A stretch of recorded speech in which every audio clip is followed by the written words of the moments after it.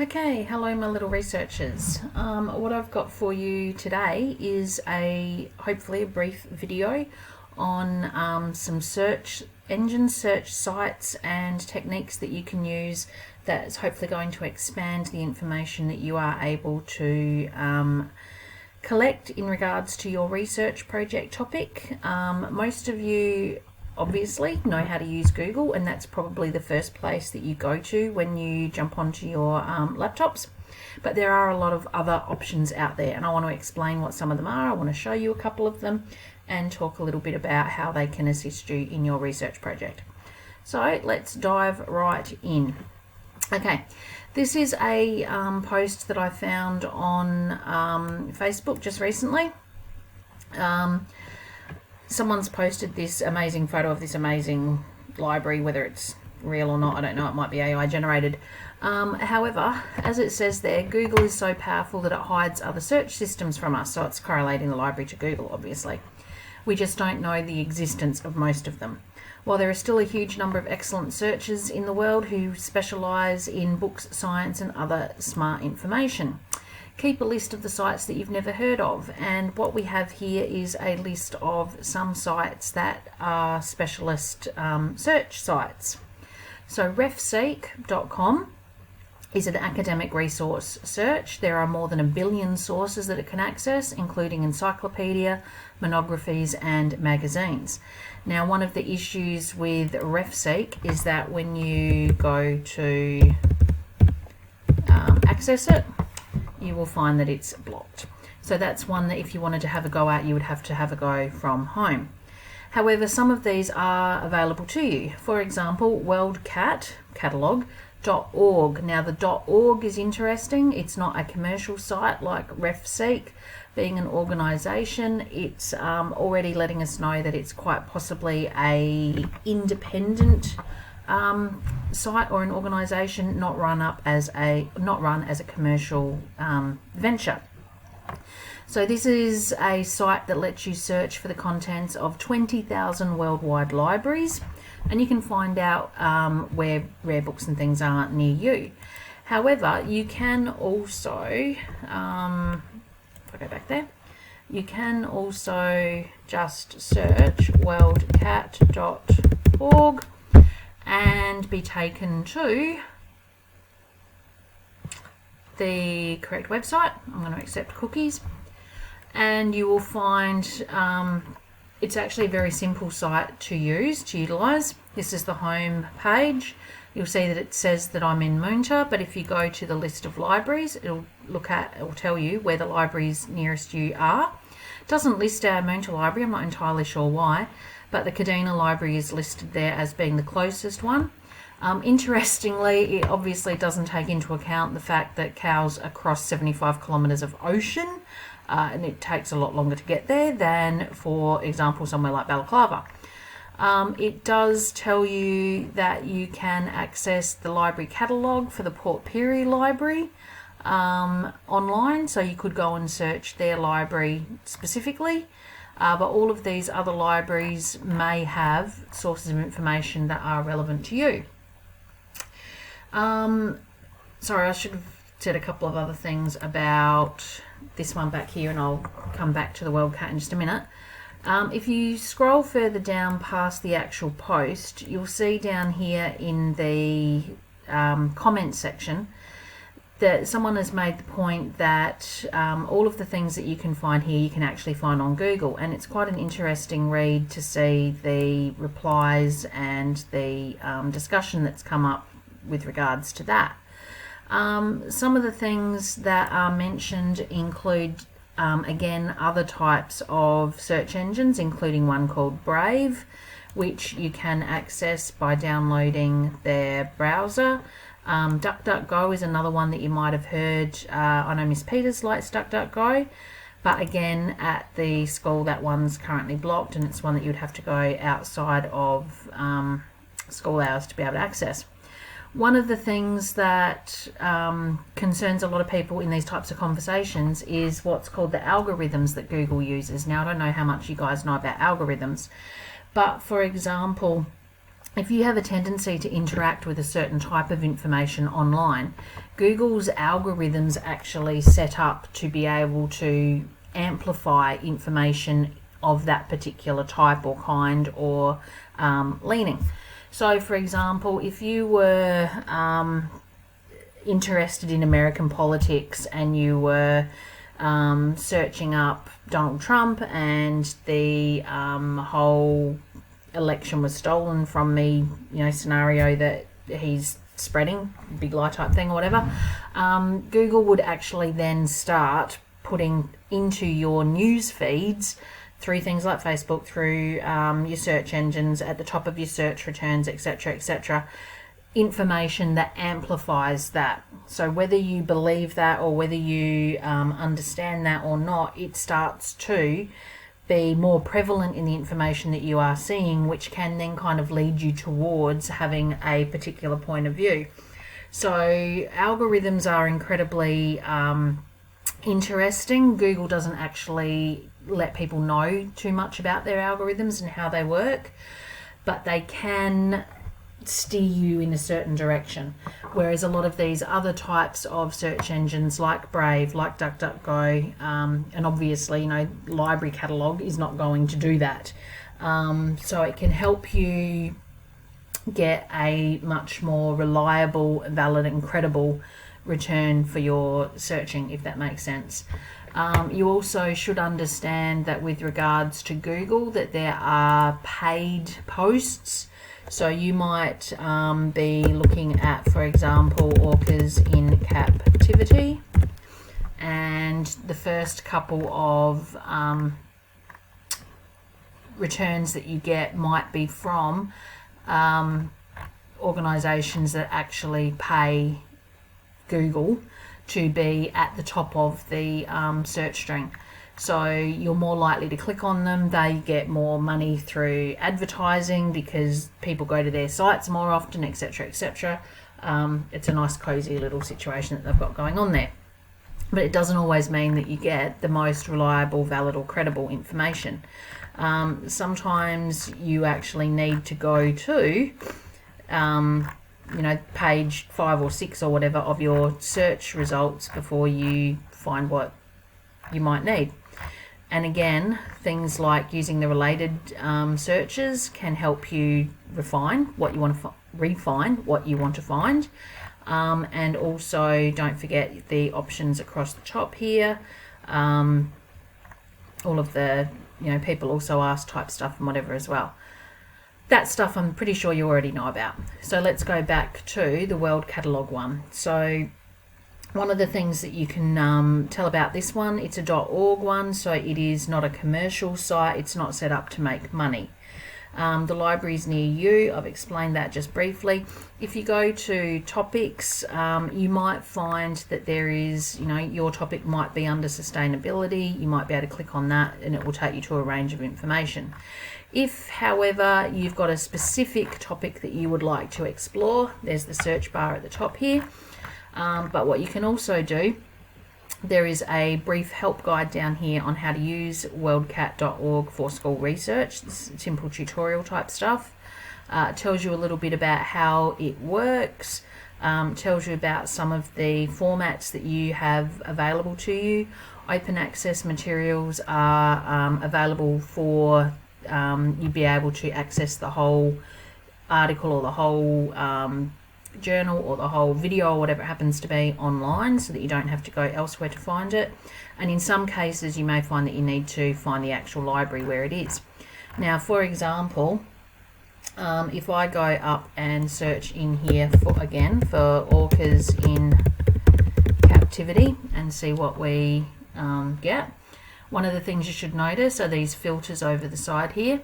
I've got 191 results. Some of them are books, some of them are ebooks. Thesis and dissertations are generally from university researchers or students who are doing doctorates, that type of thing. You'll probably find with that level of information that it's quite academic in nature. It might be very hard to understand what they're actually talking about. But you'll also see, you know, that there are articles, there are chapters in books, there is a music CD, there are some DVDs, there are some online videos, there's a film that you could have a look at. The next part down here that might be of use to you is the author or creator. You might recognize some of these authors in from what you've already done. I know that Laurie Marino is one that has come up in a little bit of research on orcas in captivity, so it might be worth having a look at what else they've done. You can change the search parameters so that you are only looking, for example, it's what's happened in the last 10 years or the last 5 years. You can apply a custom year range to what you're doing. The audience one is quite appropriate. Juvenile just basically means suitable for probably primary school ages. Non-juveniles probably more to the level that you guys would be looking at. So if we do that, we go from what 100 and, well, it only crossed out like about 10 results, but for some searches you'll find that there will be a much bigger change in the filter from that one. Subject. These are the different types of subjects that the information covers. Now, you're probably not worried about orcas in captivity in art or philosophy or engineering, but, you know, sociology and biological sciences might be the two that you want to have a look at. So you could select those, and again, it will then cut down the amount of, don't know how it did that, but okay. It should cut down the amount of searches materials that's available there. The other one that I found really useful is the open access. So if you click on open access, it will now only provide you with materials, 15 results that you can access for free. So we've now got an article here with an abstract from 2022 that I can access for free. So if I click on that, it will take me through to the actual article itself. So I don't need to worry about going and finding a library within however 75 kilometres where I can actually access that article. I've got it available here for me. So that's the worldcat.org website, so that's quite a useful one. Now there are other suggestions up here. For example, some of these are available through the school site, some of them aren't. But for example, science.gov, and as it says there, it's an American state search engine, 2,200 scientific sites, more than 200 million articles that have been indexed. So if we click through to that one quickly, and this time let's have a quick terraforming Mars. So terraforming is sending people to live on Mars. Yes, that's what I meant, because I can't spell. If we have a look at this one, again, we've got some ways of being able to limit the results that we've got here. At the moment we've got 19 results, although it's saying there's, you know, up to 245 of them. But what we can do is change the date range. At the moment we've got from 2004 to 2024. Now this is a topic where, you know, technology is having a big impact, so let's go with stuff which is pretty well up to date. Let's go from 2020, and we have immediately, you know, changed the amount of information that we have available to us. Again, we can look only specifically at the public access. There are 39 texts, 14 of them are public access. So these are ones that, you know, if I click through here, I'll be able to actually find the actual article itself and read the whole thing. There is also a multimedia presentation, so a NASA image video library that I could have a look at. And I can read more about what this one is down here, so I can actually, you know, get a pretty good idea of whether or not this is something that is of interest to me. One of the things that I was going to mention with regards to these types of sites is that one of the real advantages is that you are receiving what's called peer-reviewed information. Now, peer review, if you go to Google, let's go back to Google and just ask, what is peer review? So peer review is a process whereby it's designed, as it says, to assess the quality, the validity, and often the originality of articles of publication. It's a process where your research is looked at by other experts in your field, and they then evaluate the quality of the information, the way that you've undertaken your research. Have you actually used reliable forms of data collection? Have you interpreted your data correctly? Have you done your tests in a way that they would be able to be replicated, so that we have a lot of assurance in how much quality there is in the information.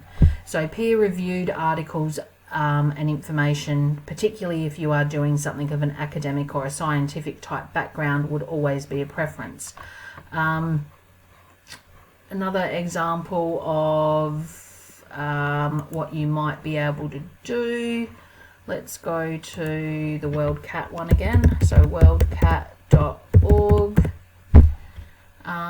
This time let's have a look at post-traumatic stress disorder in midwifery and see what, okay, it didn't come up with that one, so let's try in midwives nursing, see if we come up with anything.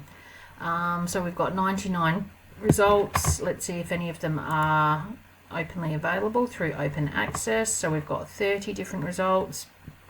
Prevalence and risk factors for post-traumatic stress among Australian midwives from 2016. Sounds like it could be highly relevant.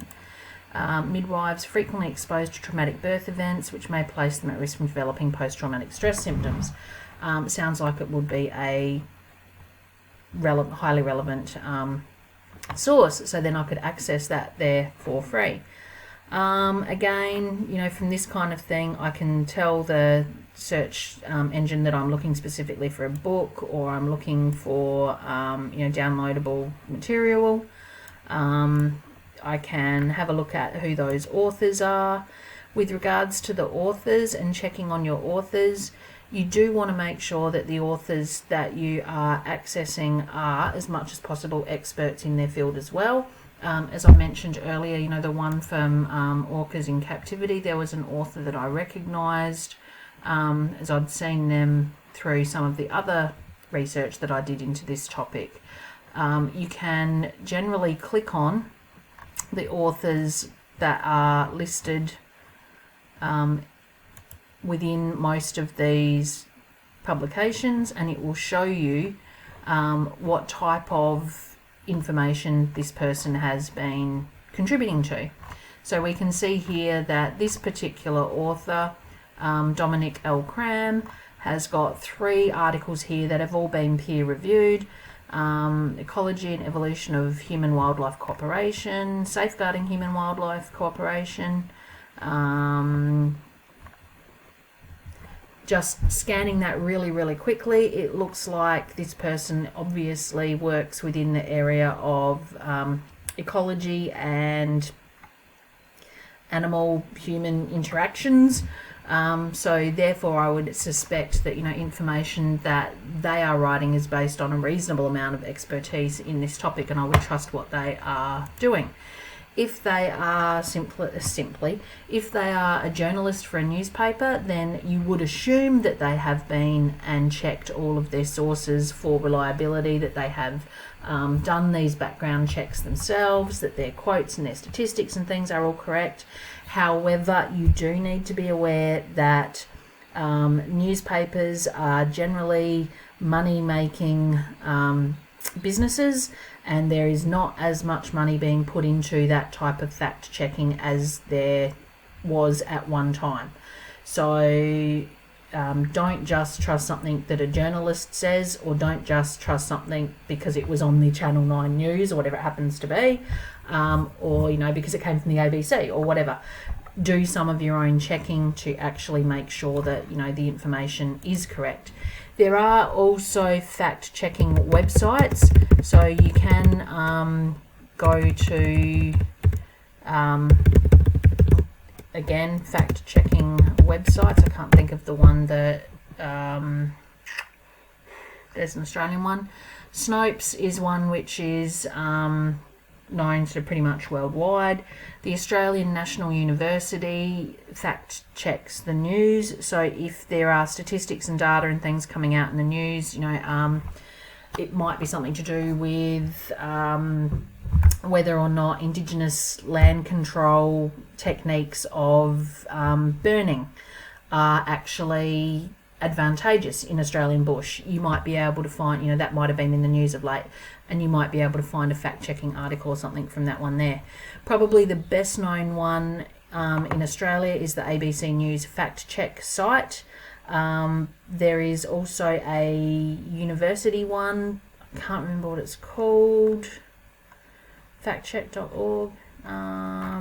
Let's see if we can narrow this down by adding Australia. Okay, so Associated Press has a fact check site, Australian National Uni has a fact check site. There are ways, you know, there are sites available there for you to be able to look at, and you can have a look. You know, the ABC fact check determines the accuracy of claims by politicians, public figures, advocacy groups and institutions. So, you know, where you've got, I'll use the American example again, where you've got, you know, Donald Trump claiming that the last election was stolen from him. That has been shown to be factually incorrect. That type of thing you would find through this one because it's relating to politicians, public figures, advocacy groups, etc., etc.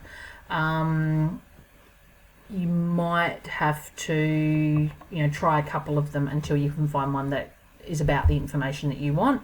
But if you've got a topic that lends itself to that, you know, AFL football do what are they called? Helmets. Do helmets actually prevent concussion? You know, that might be something that you could search through a fact check site and actually determine whether or not that is true. So that, guys, is a few different options available for you. Please do, if you've got a topic that lends itself to it, do have a look at some of these different types of searches, different types of search engines, different options that there are for collecting your information, and don't just rely upon Google. Go further than Google. I would also, once you have done this, once you've found some information, once you've been through it, checked it, utilized it yourself, add it to your journal or your logbook. Make a detailed entry in there.